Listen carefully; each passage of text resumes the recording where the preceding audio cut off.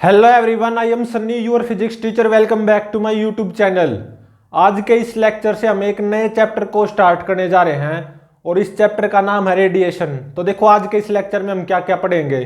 सबसे पहले तो ये पढ़ेंगे कि रेडिएशन क्या होती है, और फिर उसके बाद में एब्जॉर्बटेंस, ट्रांसमिटेंस और रिफ्लेक्टेंस, इन टर्म्स को पढ़ेंगे। फिर उसके बाद में एमिशन ऑफ रेडिएशन और रिफ्लेक्शन ऑफ रेडिएशन, इनके बीच में डिफरेंस को पढ़ेंगे। और फिर लास्ट में प्रीवोस्ट हीट एक्सचेंज थ्योरी को पढ़ेंगे। तो आज से हम एक नए चैप्टर को स्टार्ट करने जा रहे हैं। इस चैप्टर का नाम है रेडिएशन। तो देखो, रेडिएशन क्या होती है, सबसे पहले इसको समझें। It is the one of the mode of heat transfer from one place to another place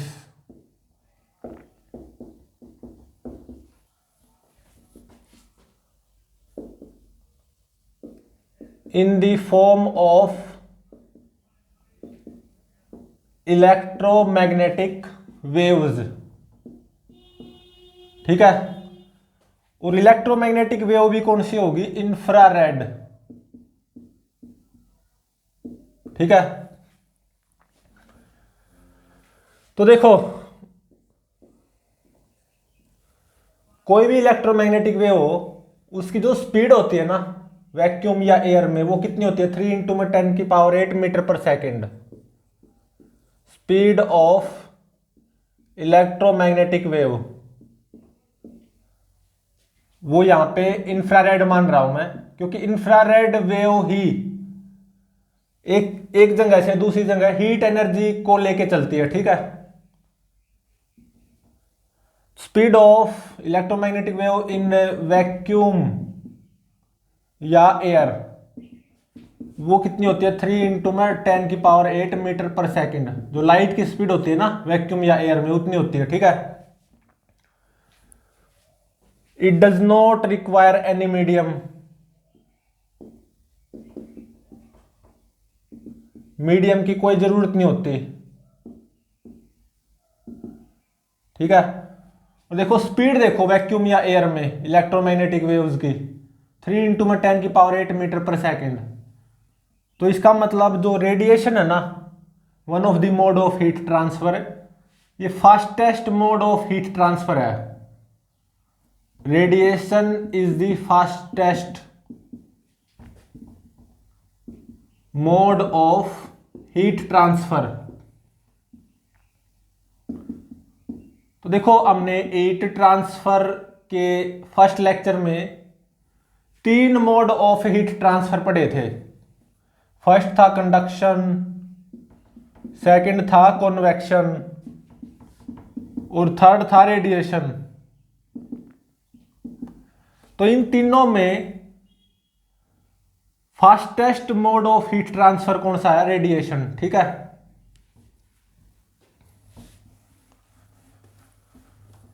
तो अब देखो, जो सन से लाइट आती है, सनलाइट, उसमें क्या होता है? सातों इलेक्ट्रोमैग्नेटिक वेव होती है।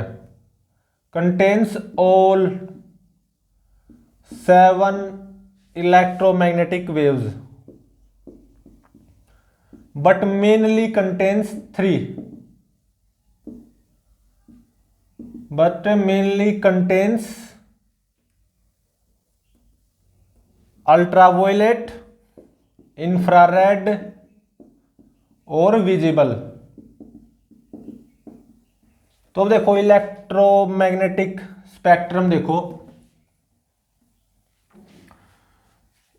वेवलेंथ इंक्रीज ऑर्डर में बताऊंगा। ठीक है। गामा रे, एक्स रे, और फिर अल्ट्रावायलेट, और फिर विजिबल, और फिर इंफ्रारेड, इसके बाद में माइक्रोवेव, और यहां पे रेडियो वेव्स। ठीक है,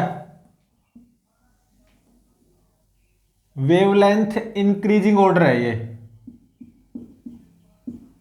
ठीक है, तो देखो जो सनलाइट होती है ना, उसमें ये सातों इलेक्ट्रोमैग्नेटिक वेव होती हैं, लेकिन मेनली सनलाइट में तीन इलेक्ट्रोमैग्नेटिक वेव होती है मेनली, अल्ट्रावायलेट, विजिबल और इंफ्रारेड। विजिबल कौन सी, जो हम देख सकते हैं, विजिबल जो इलेक्ट्रोमैग्नेटिक वेव होती है, इसकी वेवलेंथ रेंज क्या होती है, 4000 एंगस्ट्रॉम टू 7800 एंगस्ट्रॉम। ठीक है, और इंफ्रारेड की 7800 एंगस्ट्रॉम टू 1 मिलीमीटर। ठीक है, तो देखो जो इंफ्रारेड होती है ना, इंफ्रारेड वेव या इंफ्रारेड रेडिएशन, वही वार्मथ का महसूस करवाती है हमें, गर्मी, वार्मनेस कौन महसूस करवाती है, इंफ्रारेड। ठीक है, फील्स वार्मनेस टू अस। तो इसका मतलब हीट एनर्जी को कौन लेके चलती है, इंफ्रारेड। ठीक है, और इंफ्रारेड इलेक्ट्रोमैग्नेटिक वेव ही है। तो जो रेडिएशन होती है ना, वो क्या होती है, एक तरह से one of the mode of heat transfer from one place to another place in the form of electromagnetic waves. और वो इलेक्ट्रोमैग्नेटिक वेव वो क्या है, इंफ्रारेड। ठीक है, ये क्या है, इंफ्रारेड रेडिएशन, जो कि हीट को लेके चलेगी। ठीक है, इसके साथ साथ एक तरह से हीट चलती है, हीट एनर्जी का फ्लो होगा from one place to another place. ठीक है, और ये इंफ्रारेड रेडिएशन इलेक्ट्रोमैग्नेटिक वेव ही है, इसको कोई मीडियम की रिक्वायरमेंट नहीं है। वैक्यूम या एयर में इसकी जो स्पीड है वो होगी 3 × 10⁸ मीटर पर सेकेंड। ठीक है, हीट फ्लो होगी from one place to another place in the form of infrared radiation. ठीक है, heat transfer from one place to another place in the form of infrared radiation. Infrared radiation की वजह से ही हम warmness feel करते हैं। ठीक है,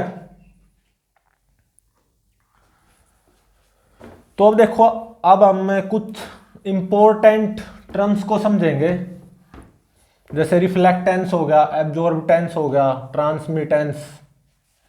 ये क्या होती हैं, सम इंपॉर्टेंट टर्म्स।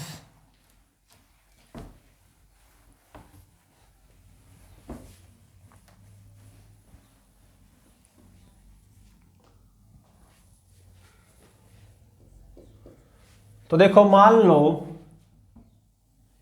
ये कोई बॉडी सरफेस है। ठीक है,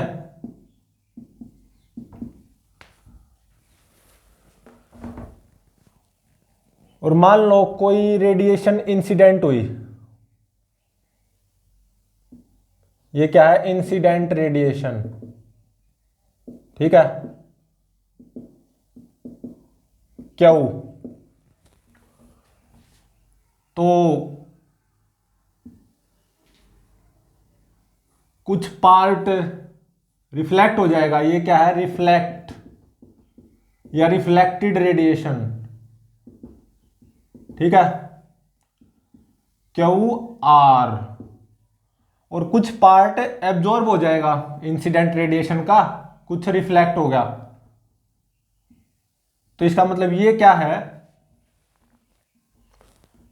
एब्जॉर्ब्ड रेडिएशन। मतलब एक तरह से एनर्जी फॉल हुई है। ठीक है, इन द फॉर्म ऑफ रेडिएशन। तो कुछ पार्ट रिफ्लेक्ट हो जाएगा, कुछ पार्ट एब्जॉर्ब हो जाएगा। एब्जॉर्ब पार्ट है मान लो क्यू ए, और कुछ ट्रांसमिट हो जाएगा। तो ये क्या है, ट्रांसमिटेड रेडिएशन, क्यू टी। तो देखो Q R plus Q A plus Q T, ये क्यू के बराबर होना चाहिए। Q is equal to Q R plus Q A plus Q T. अब दोनों तरफ क्यू से डिवाइड कर दो, Q by Q is equal to Q R by में Q plus Q A by Q plus Q T by में Q. Left side में 1 आ गया इज इक्वल टू। अब देखो ये क्यू आर बाय में क्यू, इसको बोलेंगे हम क्यू आर बाय में क्यू रिफ्लेक्टेंस, स्मॉल आर से डिनोट करेंगे, ठीक है। और क्यू ए बाय में क्यू, इसको बोलेंगे एब्जॉर्बटेंस, स्मॉल ए से डिनोट करेंगे। और क्यू टी बाय में क्यू, इसको बोलेंगे ट्रांसमिटेंस, स्मॉल टी से डिनोट करेंगे। तो रिफ्लेक्टेंस प्लस एब्जॉर्बटेंस प्लस ट्रांसमिटेंस, इनका सम क्या होगा, 1 के बराबर रहेगा, ठीक है। अब देखो कुछ important cases. Case number 1,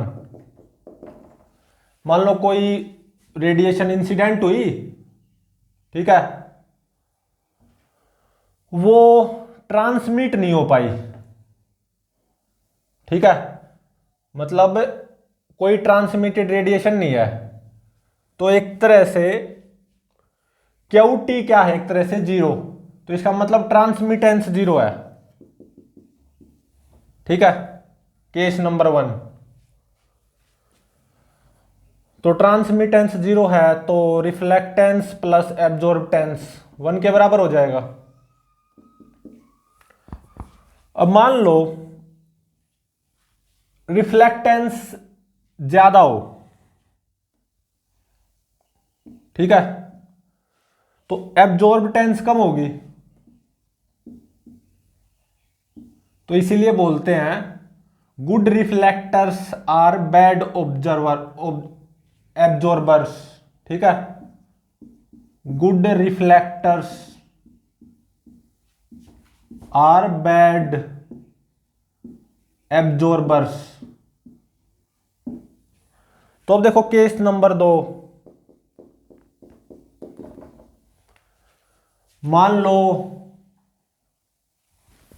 radiation incident हुई, ना रिफ्लेक्ट हुई और ना ट्रांसमिट हो पाई वो, ठीक है, मतलब क्यू आर भी 0 क्यू टी भी 0, मतलब एक तरह से क्यू ए क्यू के बराबर है।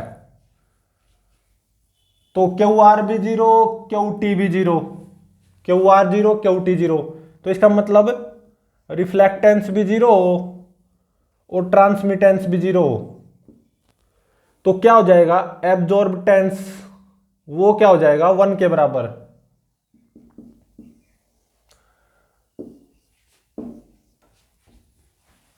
ये होती है ब्लैक बॉडी, ठीक है, परफेक्टली ब्लैक बॉडी।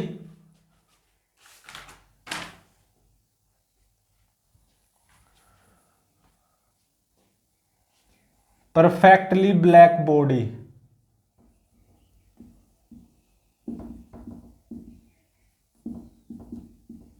मतलब कोई रेडिएशन इंसिडेंट हो, ना रिफ्लेक्ट हो ना ट्रांसमिट हो, सारी की सारी एब्जॉर्ब हो जाए,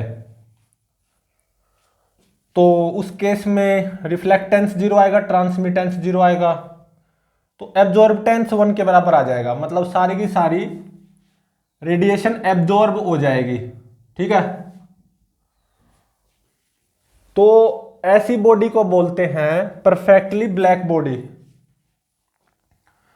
तो अब देखो यहां पे मैं एक बार फिर से लिख रहा हूं, ये जो T है ना, ये ट्रांसमिटेंस है, ये टर्म है ट्रांसमिटेंस, ए एब्जॉर्बटेंस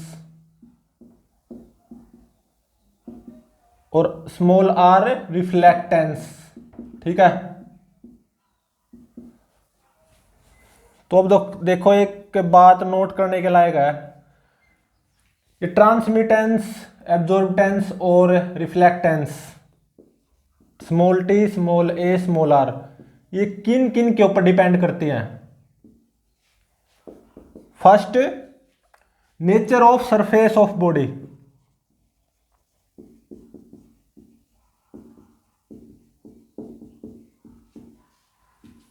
इस बॉडी का सरफेस कैसा है, nature of surface of body के ऊपर डिपेंड करेगा।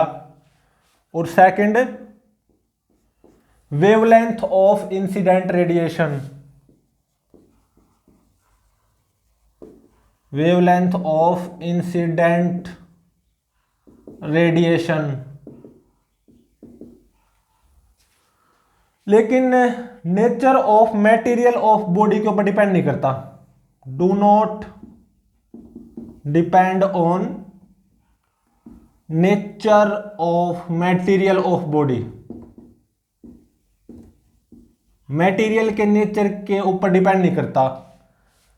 स्मॉल टी, स्मॉल ए, स्मॉल आर, मतलब ट्रांसमिटेंस, एब्जॉर्बटेंस और रिफ्लेक्टेंस, वो मटेरियल के नेचर के ऊपर डिपेंड नहीं करता। ठीक है, ये ध्यान रहे।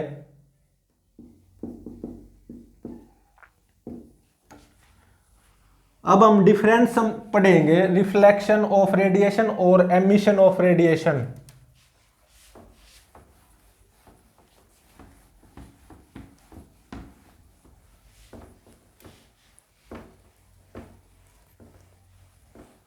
Difference between reflection of radiation and emission of radiation.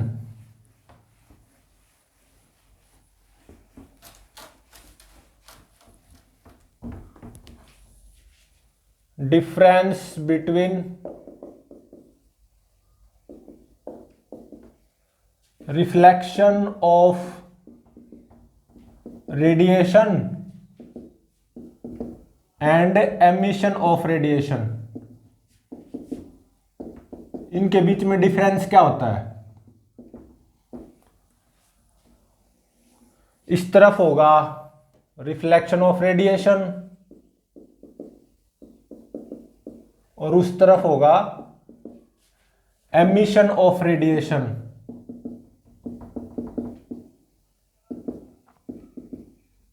ठीक है,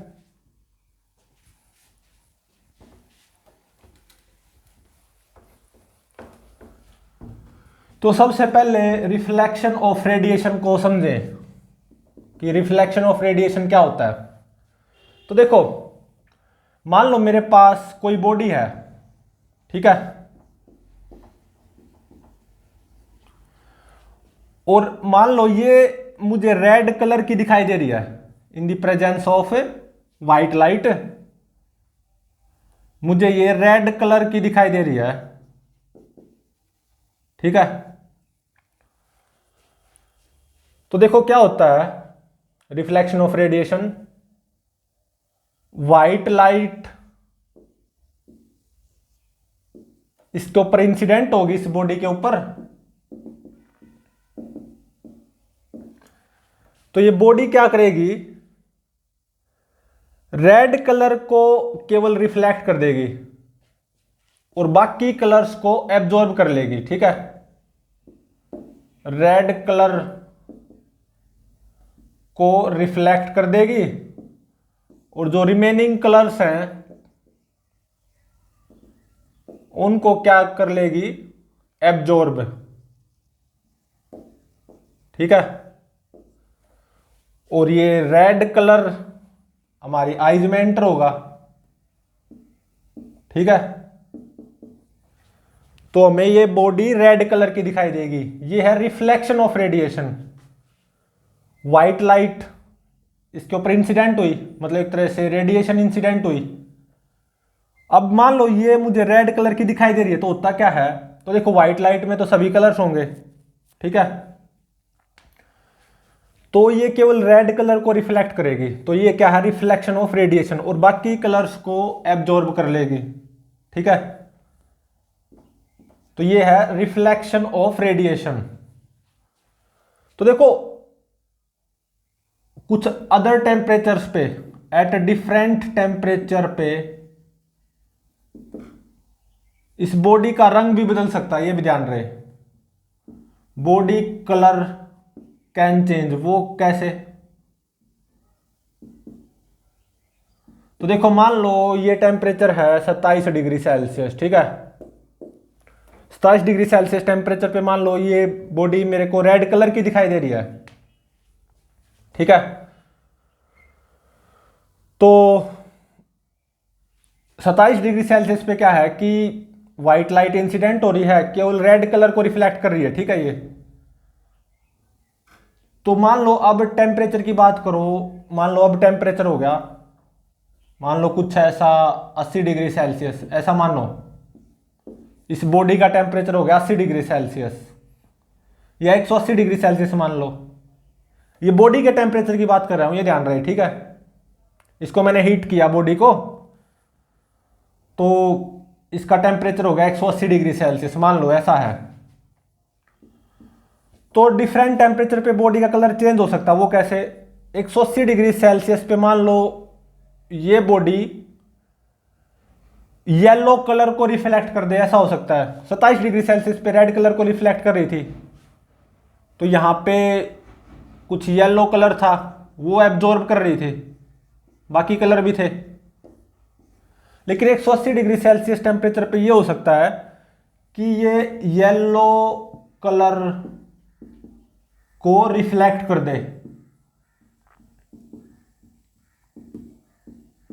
केवल येलो कलर को रिफ्लेक्ट कर दे। तो हो सकता है कि ये मुझे बॉडी येलो कलर की दिखाई देने लग जाए, ठीक है। 180 डिग्री सेल्सियस हो गया मान लो इस बॉडी का टेम्परेचर, व्हाइट लाइट इंसिडेंट हुई, अब इसने मान लो येलो कलर रिफ्लेक्ट कर दिया और बाकी रिमेनिंग कलर्स एब्जॉर्ब कर लिए, ठीक है। तो मुझे येलो कलर की दिखाई देगी, ठीक है। तो इसका मतलब डिफरेंट टेम्परेचर पे बॉडी का कलर चेंज हो सकता है। ये टेम्परेचर किसका? बॉडी का, ठीक है। तो ये है रिफ्लेक्शन ऑफ रेडिएशन। मान लो 27 डिग्री सेल्सियस टेम्परेचर पे ये रेड कलर को रिफ्लेक्ट कर रही है, तो ये हमें रेड कलर की दिखाई देगी। और मैंने इस बॉडी को हीट किया, मतलब बॉडी का टेम्परेचर बढ़ाया, मान लो 180 डिग्री सेल्सियस टेम्परेचर ले गया। तो ये बात सपोज करने की है, लेट इसको हीट किया 180 डिग्री सेल्सियस पे ले गया और व्हाइट लाइट इंसिडेंट हुई इस बॉडी पे, बॉडी का टेम्परेचर 180 डिग्री सेल्सियस है। मान लो इसने येलो कलर को रिफ्लेक्ट किया, केवल येलो कलर को, बाकी जो रिमेनिंग कलर्स है उनको एब्जॉर्ब कर लिया, तो मुझे ये येलो कलर की दिखाई देगी अभी ये वही बॉडी। तो at different temperatures body colour can change. तो ये क्या? Reflection of radiation. White light या कोई रेडिएशन इंसिडेंट होगी और कोई कलर रिफ्लेक्ट हो जाएगा उस बॉडी से, ये क्या है? रिफ्लेक्शन ऑफ रेडिएशन, कोई रेडिएशन रिफ्लेक्ट होगी। अब देखो एमिशन ऑफ रेडिएशन, ये क्या चीज है? बॉडी अपने इंटरनल टेम्परेचर के कारण अपने अंदर से एनर्जी निकालती है,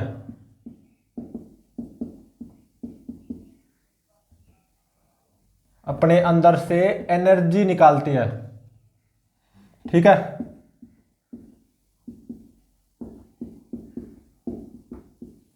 ये है एमिशन ऑफ रेडिएशन। अपने इंटरनल टेम्परेचर के कारण केवल अपने अंदर से वो एनर्जी निकालती रहती है, ये होता है एमिशन ऑफ रेडिएशन। इसको समझे अब हम।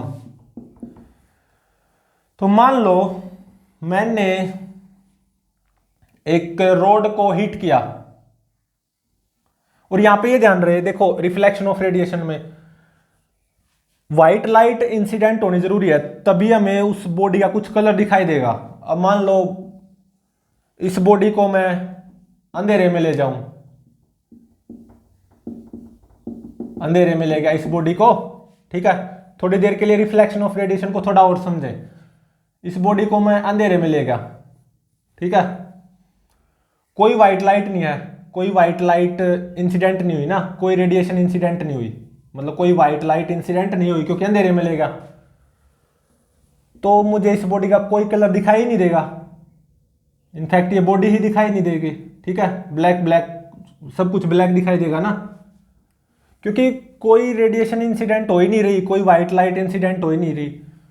तो रिफ्लेक्ट तो इससे तभी होगा ना कोई कलर, जब इसके ऊपर कोई व्हाइट लाइट इंसिडेंट हो, ठीक है। अब आओ एमिशन ऑफ रेडिएशन। बॉडी अपने इंटरनल टेम्परेचर के कारण अपने अंदर से एनर्जी निकालती है। तो मान लो ये मेरे पास रोड है, इसको मैंने हीट किया, गर्म किया, खूब गर्म किया, खूब हीट किया, ठीक है। अब इसको मैं अंधेरे कमरे में ले गया, अंधेरे कमरे में। तो जब आप किसी रोड को हीट करते हो खूब और अंधेरे कमरे में लेके जाते हो, बिल्कुल अंधेरे में, तो भी ये आपको रेड हॉट नजर आती है, रेड हॉट नजर आएगी। और देखो वहां पे तो अंधेरा है, फिर भी हमें रेड हॉट बिल्कुल नजर आएगी। तो इसका मतलब क्या है, ये अपने अंदर से अपने खुद के टेम्परेचर के कारण, क्योंकि मैंने इसको काफी हीट किया, इवन अंधेरे कमरे में भी ये हमें रेड हॉट नजर आएगी। तो ये अपने अंदर से रेडिएशन को एमिट कर रही है, ठीक है, रेड कलर की।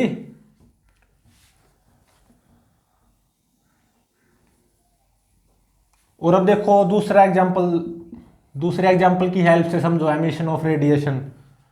मान लो ये कोई तवा है, ठीक है,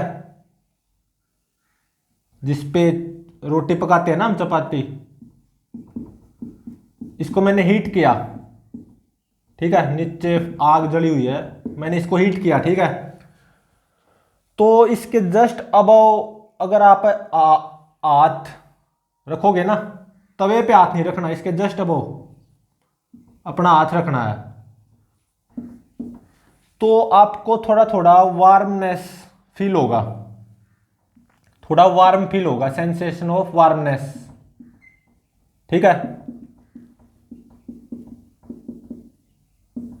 तो आपने तवे को हीट किया ना, तो इस तवे का टेम्परेचर बढ़ा। तो होता क्या है, कोई भी बॉडी अपने इंटरनल टेम्परेचर के कारण अपने अंदर से एनर्जी निकालती है। तो आप इसके जस्ट ऊपर हाथ रखोगे ना, तो आपको वार्मनेस फील होगा। तो होता क्या है, ये इंफ्रारेड रेडिएशन निकालती है, ये तवा अपने अंदर से इंफ्रारेड रेडिएशन निकालता है, ठीक है, अपने खुद के टेम्परेचर के कारण। ये क्या है, इंफ्रारेड रेडिएशन, और वही हमें वार्मनेस का फील करवाती हैं, सेंसेशन ऑफ वार्मनेस देती है इंफ्रारेड रेडिएशन, ठीक है।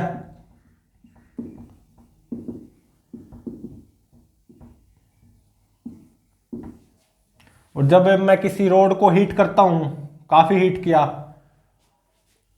ठीक है, काफी ज्यादा हीट कर दिया, और उसको अंधेरे कमरे में ले गया मैं, तो वो मुझे रेड हॉट नजर आएगी, क्योंकि वो अपने खुद के टेम्परेचर के कारण, इवन अंधेरे कमरे में, केवल अपने खुद के टेम्परेचर के कारण, क्योंकि मैंने उसको काफी हीट किया था ना, रेड कलर की रेडिएशन एमिट करेगी। इसको बोलते हैं एमिशन ऑफ रेडिएशन। यहां पे भी ये क्या है, एमिशन ऑफ रेडिएशन, ठीक है। तो अब हम पढ़ेंगे Prevost heat exchange theory.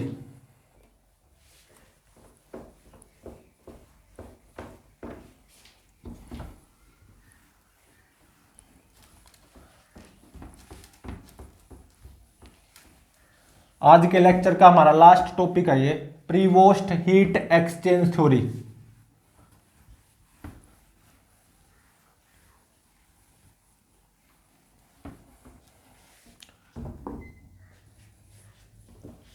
Prevost heat exchange theory. तो देखो प्रीवोस्ट ने एक थ्योरी दी, हीट एक्सचेंज थ्योरी। अब इसके पॉइंट्स देखो। इट इज अज्यूम्ड दैट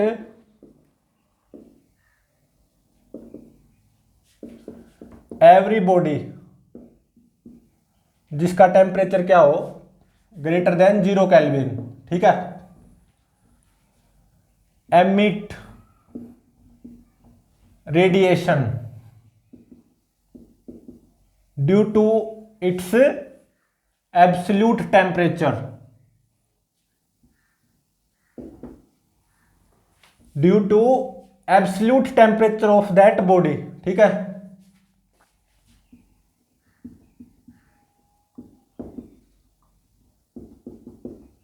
मान लो कोई भी बॉडी है जिसका टेम्परेचर ग्रेटर देन 0 केल्विन है, तो अपने वो खुद के टेम्परेचर की वजह से वो रेडिएशन को एमिट करती है, ठीक है।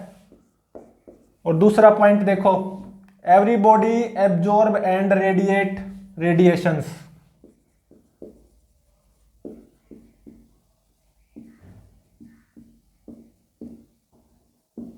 Every body absorb and radiate radiations. अब ये जो दूसरा पॉइंट है ये आपको अभी समझ में आएगा। तो देखो फर्स्ट पॉइंट देखो, a hotter body with respect to surrounding,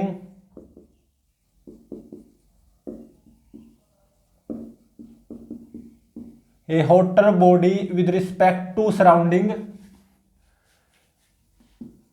radiate more energy या रेडिएशन देन एब्जॉर्प्शन,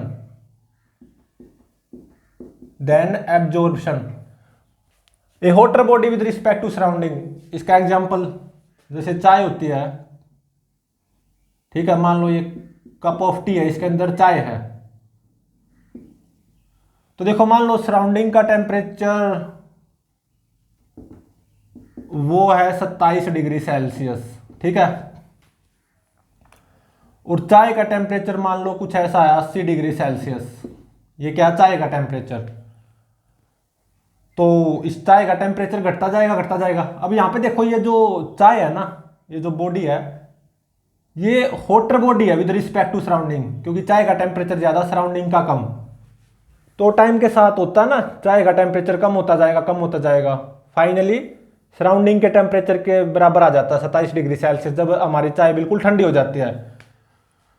तो यहां पे क्या है, ये जो चाय है ना ये रेडिएशन को एमिट भी कर रही है। तो कोई भी बॉडी हो जिसका टेम्परेचर ग्रेटर देन 0 केल्विन हो, वो अपने खुद के टेम्परेचर की वजह से रेडिएशन को एमिट तो करती है, और सराउंडिंग से रेडिएशन को एब्जॉर्ब भी कर रही है, ठीक है, एमिट भी कर रही है मतलब रेडिएट, और सराउंडिंग से रेडिएशन को एब्जॉर्ब भी कर रही है। लेकिन ये एमिट ज्यादा करेगी, एब्जॉर्ब कम करेगी। A hotter body with respect to surrounding radiate more energy than absorption, ठीक है, देन एब्जॉर्प्शन फ्रॉम सराउंडिंग।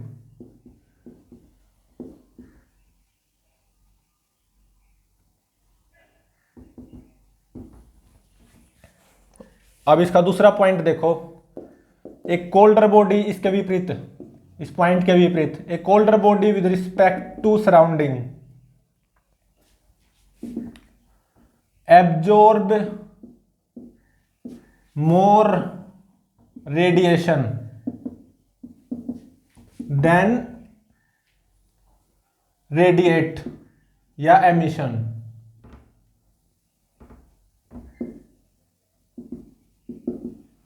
मान लो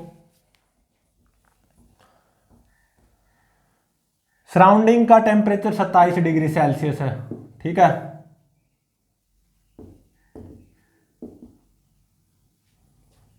है, और मान लो आपके पास कोई भी ऑब्जेक्ट है, कोई भी जिसका टेम्परेचर मान लो 10 डिग्री सेल्सियस है, तो क्या होगा, इस ऑब्जेक्ट का टेम्परेचर बढ़ता जाएगा जब तक ये बढ़ता 27 डिग्री सेल्सियस नहीं हो जाता, ठीक है। तो अपने खुद के टेम्परेचर की कारण ये रेडिएशन को एमिट करेगा, बिल्कुल करेगा।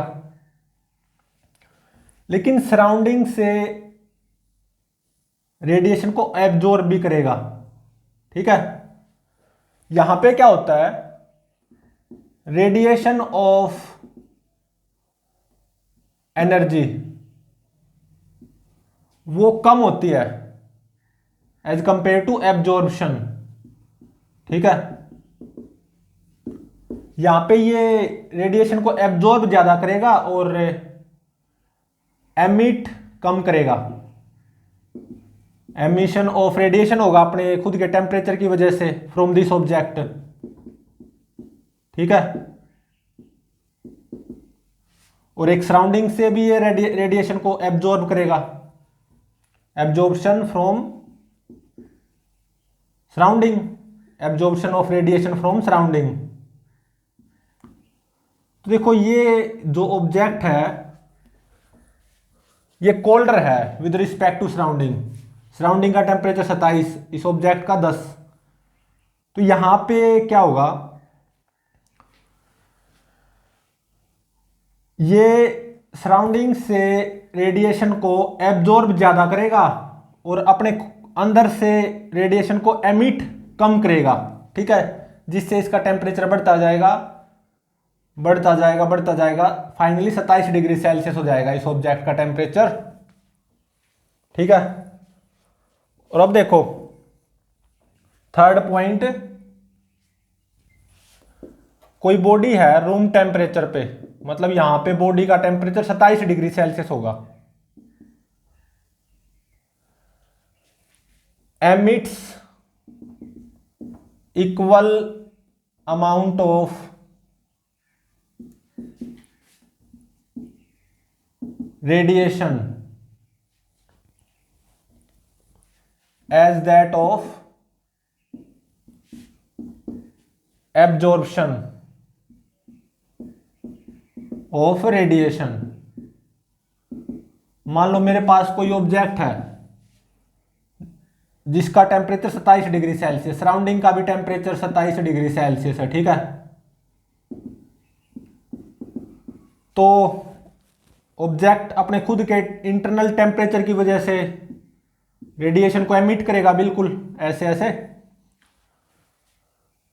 और सराउंडिंग से ये रेडिएशन को एब्जॉर्ब भी करेगा।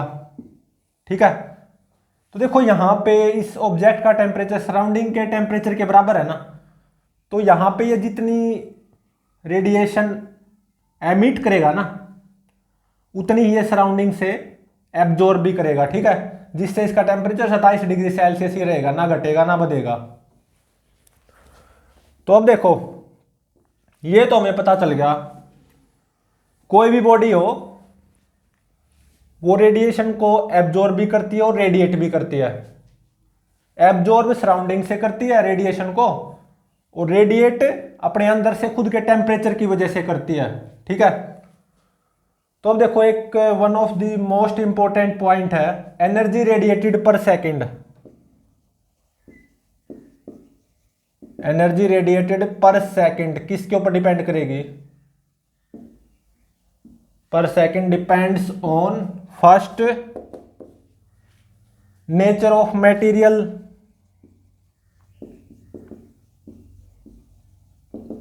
जिसको बोलेंगे एमिसिविटी। आगे समझ में आएगा एमिसिविटी क्या होता है। तो देखो कोई बॉडी है वो अपने टेम्परेचर की वजह से अपने अंदर से एनर्जी को रेडिएट करती है ना, रेडिएशन को रेडिएट करती है, तो वो जो एनर्जी रेडिएटेड पर सेकंड है फ्रॉम दैट बॉडी, ठीक है, from the surface of that body, वो किसके ऊपर डिपेंड करेगी, नेचर ऑफ मटेरियल मतलब एमिसिविटी ऑफ दैट बॉडी, और second surface area, surface area of that body, और थर्ड है absolute temperature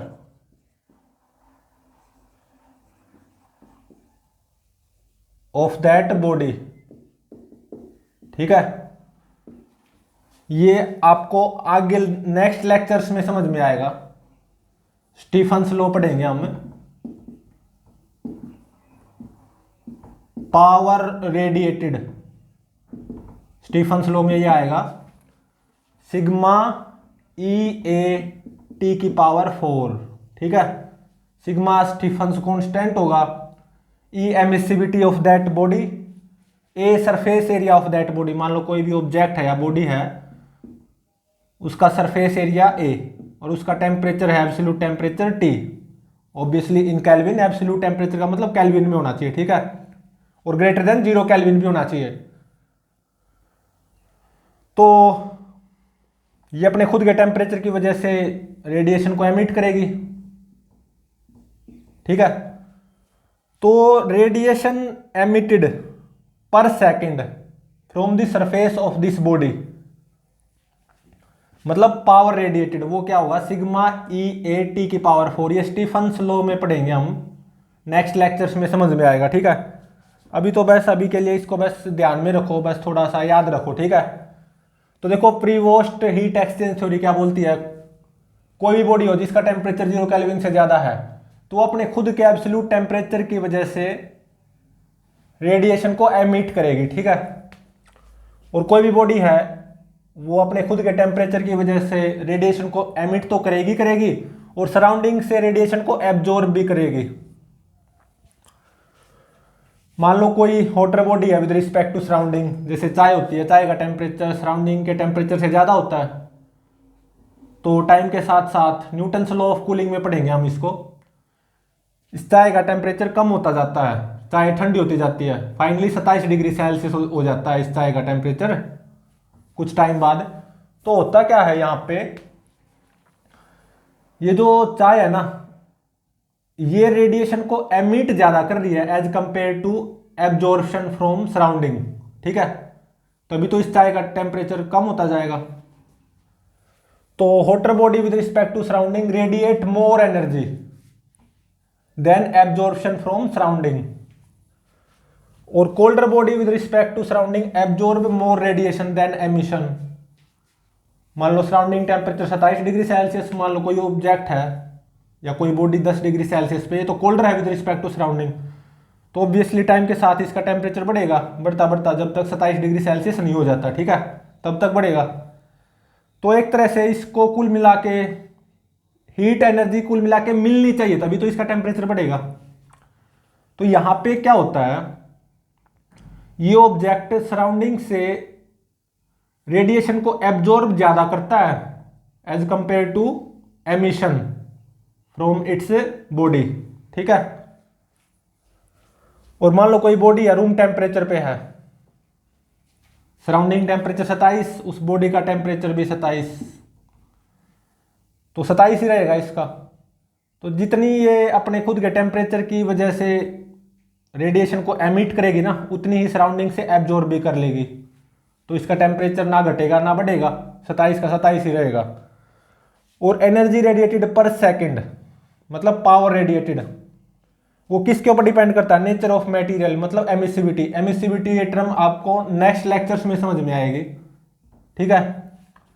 surface area of that body, उस बॉडी का सरफेस एरिया कितना है, absolute temperature of that body capital T in kelvin should be greater than 0 kelvin, लेकिन वो capital T इन kelvin कितना है, और ये स्टीफन्स लॉ में समझ में आएगा आपको नेक्स्ट लेक्चर्स में।